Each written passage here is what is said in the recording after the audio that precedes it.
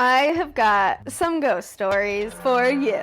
I come home from the gym and the chairs are all stacked upside down, like a very intricate stack. There was a werewolf on our porch swing holding one of our kittens. The pen was all busted open and there is blood everywhere. There's like somebody standing in the middle of the bed with their finger pushing straight up on the canopy, like a tent pole. But there's nothing there. And I laid in bed like a little kid. I pulled the covers up over my eyes.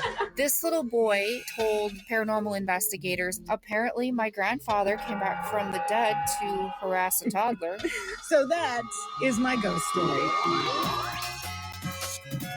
Hi, and welcome to Haunted AF, the podcast of real ghost stories told by real people. We are your hosts. I'm Julie Fisk. And I'm Rebecca Black. So coming up in just a little bit, we have a brand new Dead Pet of the Week theme song. So excited about this. It's going to be one of those that you keep singing for a long time afterwards. Yeah. Also, follow up to a story we told last week. Ooh. I know sometimes people like binge listen. Right. So if you just found the podcast, you're like just now wrapping up the Jeffrey Dahmer story and you're like, what's the next story? So we've got an update on this. We do. We've got another one coming up. Yeah, but first we have to send a big shout out and a hello to our newest patrons, Jared Finn, Jennifer Cullen, Joanne Broderick McGinnis, and Kathy Brown. Also, thanks to Rebecca, not me, who became an annual patron. Remember that we do post a pregame every single week and minisodes in between seasons. So you can find all of those at patreon.com/hauntedaf. Also, quick reminder, we are going to be at the Spooky Spectacle. Yeah, I'm really getting like nerdy excited about this. I'm freaking out. We have so much we have to do. We had to buy signs. I think we're going to maybe order some stickers or t-shirts. And we've never done this before, but people are reaching out. They're going to be there. I know it's really excited. So you can go to spookyspectacle.com. Again, that's going to be on the 24th and 25th. Our panel is at 1:00.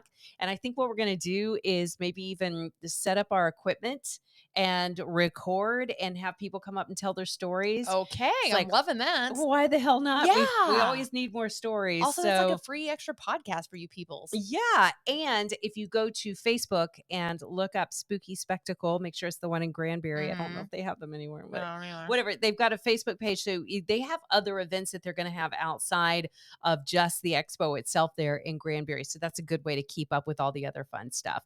All right, you want to just jump in with the stories? Yep, let's go. Okay, so the first one this week comes from Teresa. Hey, Rebecca and Julie, it's Teresa from Sandy, Utah again. I wanted to share another story with you, and this one happened very recently, just a couple of weeks ago. My husband and I returned from a European vacation. We went on a cruise with a group who is interested in the paranormal, and so we stopped at a lot of haunted places, and I was super excited because I was hoping that I would see a ghost in the daytime. But unfortunately, that didn't happen. I am sensitive to these things, but I tend to need a bit of quiet and peace. And when there's too many people around, it's hard to get in touch with that. Plus, I also wonder if sometimes we don't run into ghosts and we just don't realize it because there's so many people around that it wouldn't seem out of place. But that's beside the point. Anyhow, we finish up this vacation and my husband and I head home. And I wasn't disappointed. I loved the vacation. It was very magical. It was my first time across the seas. But whenever I do these kinds of things, I always seem to bring something home. So I get into bed around 1:30 in the morning. I have my phone with me. And don't lecture me about like not having your phone on because it makes it hard to go to sleep. I get it. But it really does help me fall asleep to play like a little Candy Crush before I go to bed. So I'm sitting there playing my Candy Crush game. And I'm just about drifting off into sleep when that thing happens where you're holding your phone and it like hits you in the face. Yep. And it kind of startles me awake. And so I wake up a little bit and I get this impression that I'm not alone.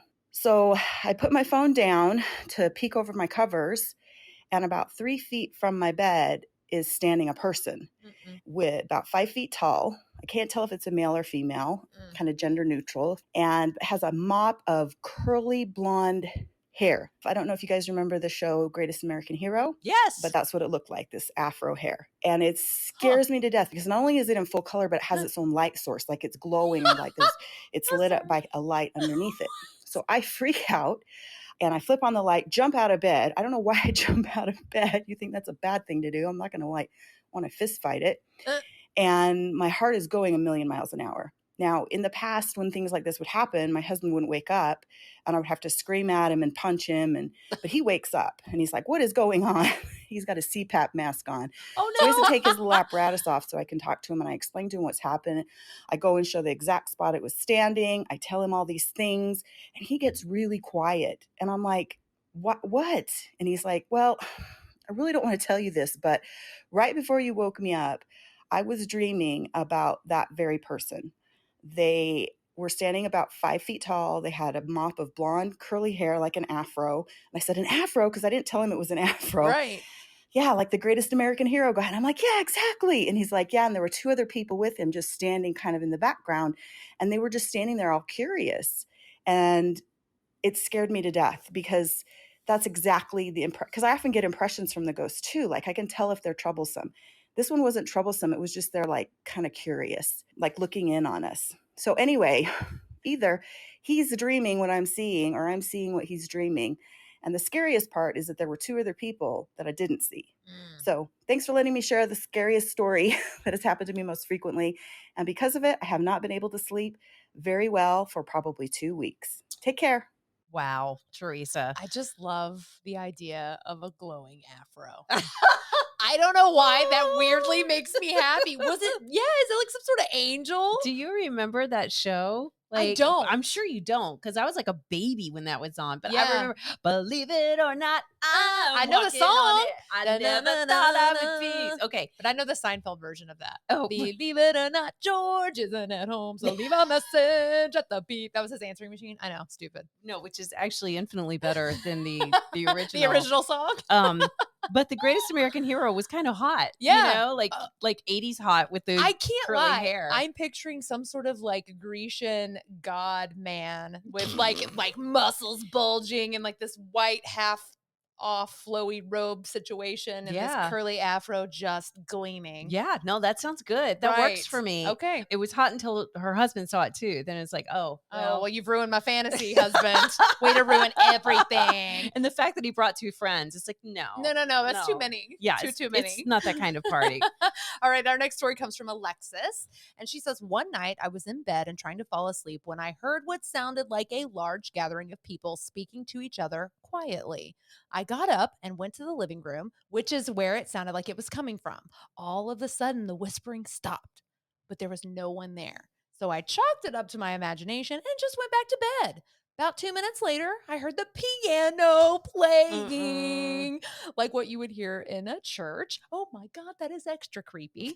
This time, I got up and I ran into the living room and met my mom right in the middle. She had heard it too, but again, there was nothing in the living room. See, okay, this kind of stuff, I believe. Somebody just sent us a video of a guy walking around, a security guy in a mausoleum. Yeah. And he's hearing voices and he's like talking to them.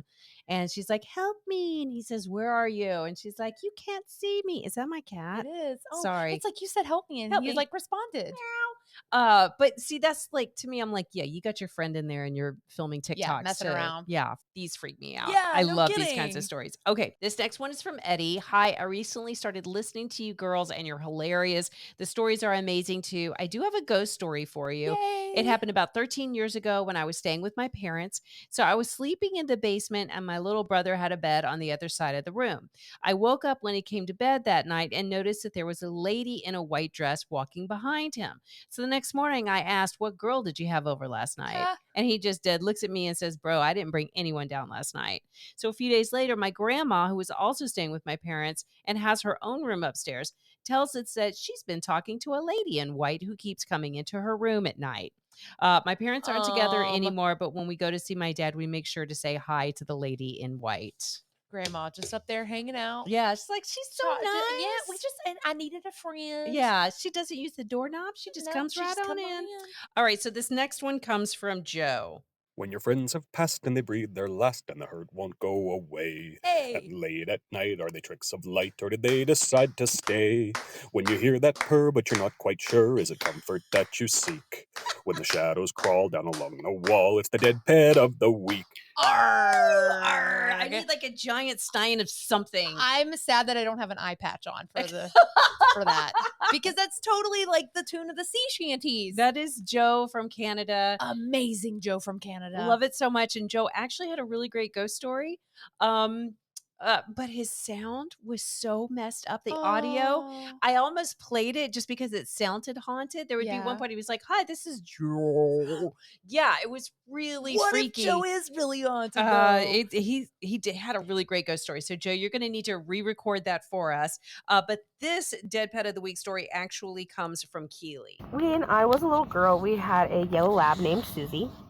She was my absolute best friend. We did everything together. Well, when we would go camping, she would lay on my feet to keep me warm. She passed away when she was about 15.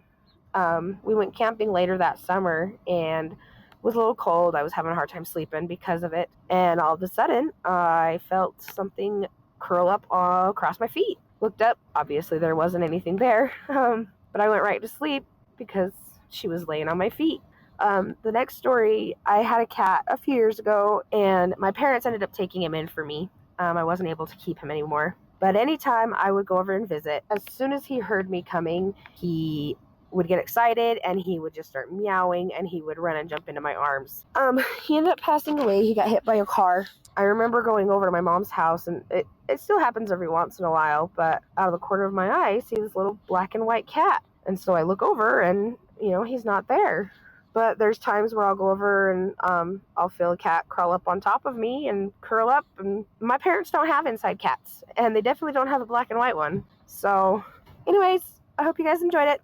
Love you. Bye. Oh, love you too. Oh, that's sweet. That was very Yeah, sweet. Thank aw. you, Keely. All right, our next story comes from Brad. L. Jules and Bex. No, hello. Hello, Jules and Bex. Oh my gosh, I love you already. Stop sir. it. Stop it. Sir Brad. Stop Okay. it. Had a little something happen to me at work the other night that I thought I'd share. I'm an EMT for the Welsh Ambulance Service, and we were sent back to our station for a break. It was about 2 or 3 in the morning. There was myself, my crewmate, and a duty manager, so I offered to make everyone a spot of tea. Aw. I was approaching the kitchen when I heard someone call my name, so I went back to the staff room and said, "Yeah?" Only to be met with confused looks. I asked, did anybody just call my name? More confused looks. Then the duty manager said, "You know the station is haunted," and I confirmed that I heard stories. So back to the kitchen I went to finish the tea, and when the kitchen light turned itself off, I said, "Fuck the tea," and sat in the ambulance for the last 20 minutes of my break. Brad. P.S. Shout out to my wife, Christy, and her shop, rockamilly.com. Oh my, so wait, he went to finish the tea and the kitchen light turned off, turned It itself turned itself off, and Oh my God. poor Brad had to bolt, which I would have absolutely left my tea behind too. Speaking of you trying to do accents, Mhm. this next one comes from Jenny. We just met her last week. She says, "Morning, my ladies." My ladies. Yeah. So she has her own podcast called Mav Geeks. Awesome. And it's about like aviation stuff. And we had said that we need to have her on because Yeah. they do a spooky episode every Halloween. So Jenny says, would love to come on the show and talk about some Forces Ghoulies. Haha, I don't know if it's the same in the States, but the word ghoulies is slang for men's dangly bits. So I have to say it. That's awesome. Check out the ghoulies on that guy. This just changes everything for It us. absolutely does. I'm going to now refer to my husband's ghoulies. Ghoulies. I Yeah. know. This is a whole new world of immaturity for us. I know. I'm sorry, but I love it. Thank you, Jenny. Thank you. Jenny also has a story. In the village I grew up in, there used to be an old hall. Well, my big sister Vanessa was about 12 at the time and playing with her friend who lived right by it. Vanessa was laughing away like you do when you're 12 and your parents pay all of your bills and feed you for free. Oh, I know that life. I Anyway, miss that life. I miss it, man. Seriously. Anyway, she doubles over laughing, hands on her knees, and then looks up and sees a woman in a maid's outfit looking around the garage with a "what's all that noise" look on her face. The woman disappeared from sight around the garage. Then Vanessa sees her going up across the courtyard. Then she sees her float up the damn wall where the staircase used to be, gets to the top of the wall, then turns around and looks at Vanessa and goes, "Wow!" I don't really, it's just like literally W with 2 lines of A's. Wow! Yeah, no. Imagining that is terrifying. Does that mean that the ghost was doing that? That's what I think. That's what I think too. Because I was like, is it the ghost or is it Vanessa? I feel like it got up to the top of the thing and then was like mimicking back the Making laugh of fun the of her. girls. Yeah, Yes! like and I also did a witch claw in that. I don't know why, but funny enough, I was reading a book about the old hall a few years ago, and it mentioned that the old residents would see the ghost of a former maid knocking around.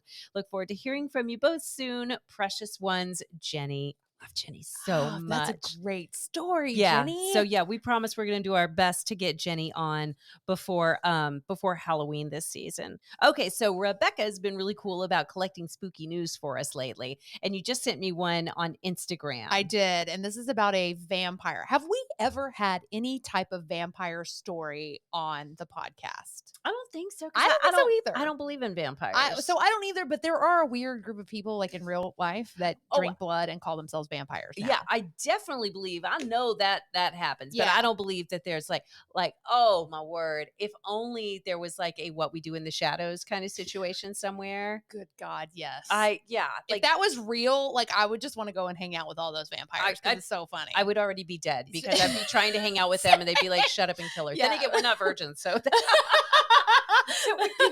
have no interest in us. They're like, at no all. thanks, we don't want Yeah. those ladies. Anyways, so they found a real life female vampire from the 17th century. It's her grave that they found. This happened. Polish archaeologists have uncovered the remains of a woman thought to be a vampire.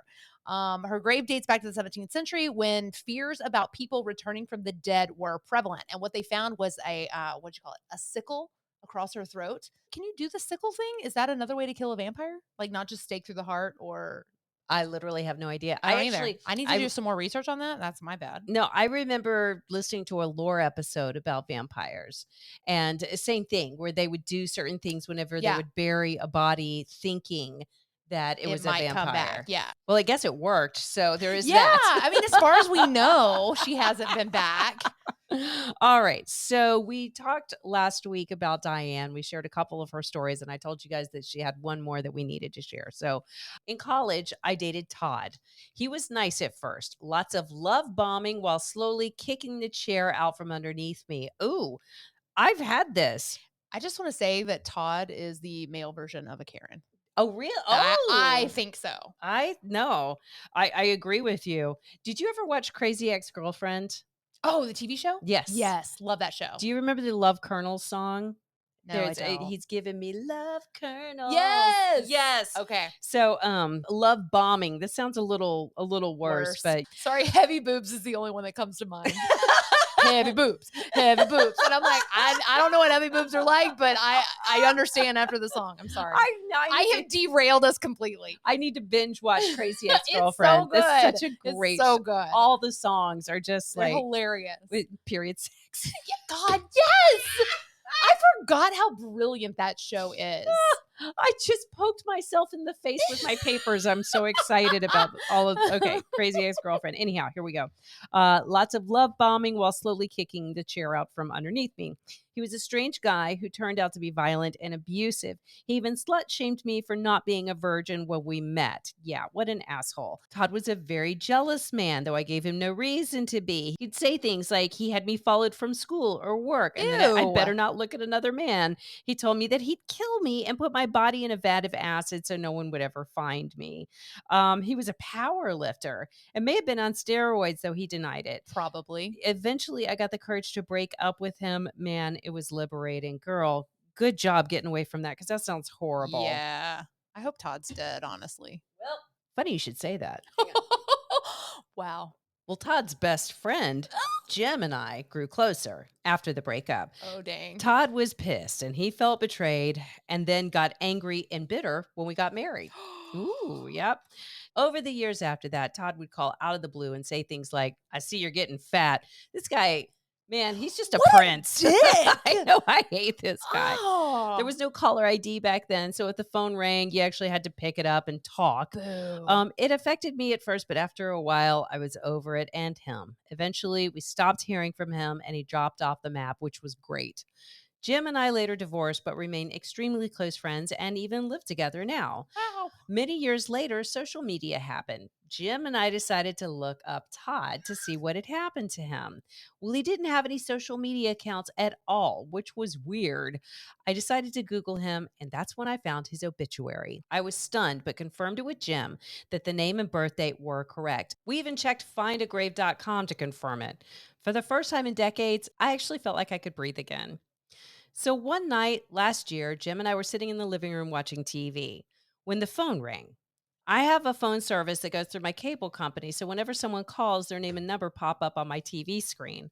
Todd's full name and 30-year-old phone number popped up. No What freaking way. Actual fuck. That's what she writes. Yes. My heart stopped. I couldn't breathe, and my body was tingling from the top of my head down to the tips of my toes. Jim and I looked at each other, then back at the TV as the phone continued to ring. We both said, "Are you seeing this? Is this actually happening?" So my phone was in the bedroom, but I was too scared to move. I didn't want to answer it or talk to whatever was on the line anyhow. We tried to continue the night as normal, but couldn't stop thinking about what happened and how weird it was. No. The next morning, Jim called the funeral home where Todd's funeral was held and confirmed it did occur and that he was in the grave. Yeah. Jim also called the number that had popped up on the screen the next day and got a recording that said that that number was no longer in service. What the frick? So who or what called that night? Todd did. That dickhole called from beyond. And what did he want to say? Exactly. He wanted to call you fat. You should have answered that phone and said, "You have a tiny dick," and then hung up. She says, "I hope I never find out." Oh, I hope so too, Diane. That is such a good story. I am blown away, Diane. I wrote her back. I was like, "Are you shitting me? Are you for real with this?" And she was like, "I am absolutely for real." And she sent some proof. She sent pictures of the gravestone. Yeah. So hauntedaf.com. This is episode 6, season 8.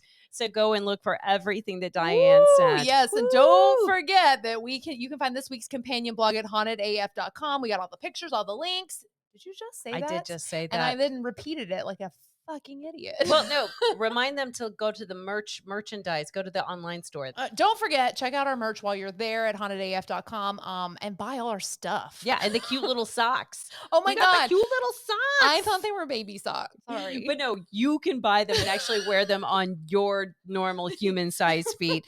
And please send those stories. We need them. Audio, video, everything. Written, recorded, all the things. Send it to hauntedafpodcast@gmail.com so we can use them on season 8 of Haunted AF.